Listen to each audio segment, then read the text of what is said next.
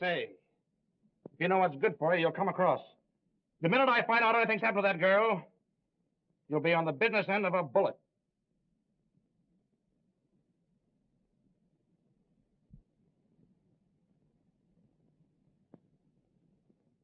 The Sphinx from 1933 was a crime film that starred Lionel Atwil as a man who's able to get away with committing multiple murders because he's got a very clever alibi that allows him to maintain his innocence. But can he keep it up and avoid some snooping investigators? Well, let's take a look and see. I'll give an overview of the film, spoiler-free, and then offer some closing thoughts. Well, the film opens up with Lionel Atwil as the character Jerome Breen, who has just murdered a man, and he's about to leave the crime scene. But on the way out, he asks for a light for his smoke from the janitor, Luigi, played here by Louis Alberni, who's actually pretty funny in this film. And it's interesting, in the remake of this film, The Phantom Killer, the same janitor character would be played by Manton Moreland.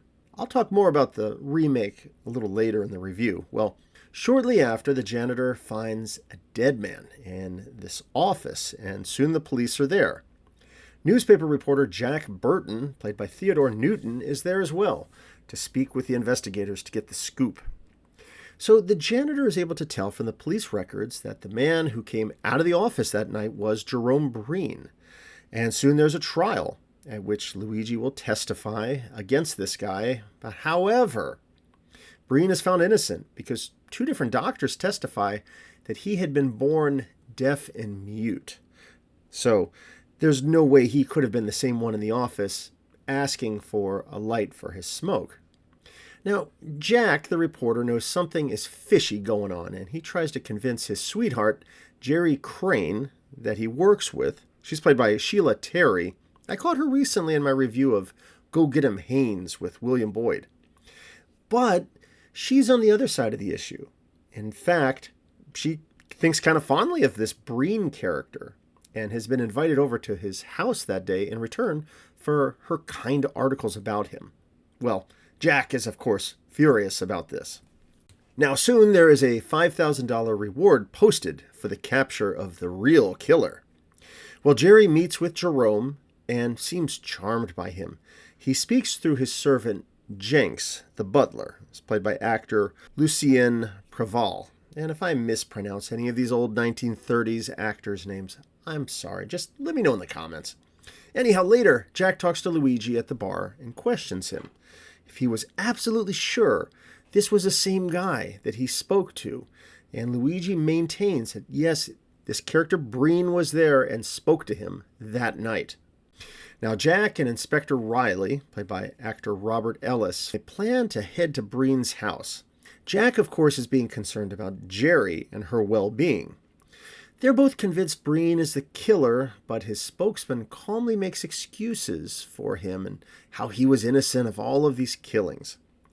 You know, the inspector even tries a trick where he fires a gun, but notices that Breen is unfazed. He just sits there calmly without even so much as a flinch. Now, Jack questions why Breen owns a piano if he's a deaf mute, but again, it's explained away as being there for the enjoyment of his guests. Well, they leave, with the inspector still suspicious about that piano. And sure enough, after they leave, we see Breen get up. He taps a key on the piano that opens a secret door. Well, the next day, Jack goes to see the inspector again, but finds out that he was murdered that morning. Off screen, of course. And hey, check it out. It's George Gabby Hayes as Detective Casey. Wow, this is back before his grisly old coot years, I guess. Well, Detective Terrence Hogan, played by Paul Hurst, takes over the investigation. Jack tells him that he's concerned about Jerry's safety, so he talks with her. But again, she's just convinced that this Breen guy is innocent, and in fact, she's headed off to see him again. So she leaves, unconcerned about her safety, but Jack is in a panic. He pleads with the inspector, who agrees to send some men to watch Breen's place. But what will happen? Will this killer strike again? Will Jerry be his next victim? Can they solve the mystery of the Sphinx? Well, some closing thoughts about this one. The Sphinx was a 1933 mystery drama. It was directed by Phil Rosen and would be remade by William Bodine as Phantom Killer in 1942. In fact, that was my most recent review that I've done on this channel. And while researching that one, I discovered that it was a remake of this film, The Sphinx, from 1933, which had me curious to check them both out. Plus, seeing Lionel Atwil was a draw as well, as he's kind of like the king of these creepy actors from old films that I've reviewed before, like Mystery of the Wax Museum, The Vampire Bat, and so on. You know, watching this, it's a shame he doesn't have a little more dialogue in the film, but then again, I guess he's playing a deaf-mute character, so that makes sense. So my thoughts on this film is that, yes, the story is pretty much identical to that of Phantom Killer, with the difference being that the hero of this film, Theodore Newton as Jack Burton, he's a newspaper man and he's not a district attorney. You know, little differences like that, but otherwise it's basically the same story, the same film, even including that special piano that opens up a secret door. You know, I thought it was a fine blend of detective story with some comedy and romance. And it's funny because I was writing the script for this and thinking, I'm saying like the exact same things that I said about the Phantom Killer. And yeah, I even had the same minor gripes as well. I mean, seriously, these films, they're so close to one another. So again, my minor gripes would be you never really get a clear idea of the killer's motive. And again, if you've got a great alibi like this Jerome Breen did, you'd think you'd still try to be a little more sneaky and a little more subtle when you're at a crime scene. And you don't just broadcast yourself to the janitor or whoever is there, you know, hey buddy, can I have a light, you know. Instead, if you're going to do the crime, sneak away unnoticed, that sort of thing. But, oh well. Again, like Phantom Killer, this is a breezy film. It's just around an hour in length, so it's worth a watch just for the entertainment. Monogram films like this one are puzzling, as I don't think they're necessarily in the public domain, but there are tons of copies out there online. Many are pretty inferior, but you can find them even on YouTube. I've seen some colorized ones as well, but I'd say stick with the original black and white. You know, in thinking about it, I don't often delve into films of the early 1930s, but they can be fun in that wacky, lawless, pre-Hays Code time frame. I don't know, I just kind of like the look and feel of the era, namely the appearances of the actors and actresses. Like, you watch Sheila Terry in this film, and she's just got that 1930s look to her.